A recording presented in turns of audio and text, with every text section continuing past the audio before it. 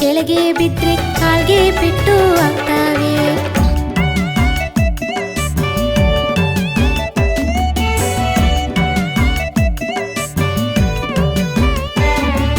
ಬಳ್ಳಿಯ ತುಂಬ ಹೂವಿದೆ, ಗಿಡಗಳ ತುಂಬ ಮುಳ್ಳಿದೆ.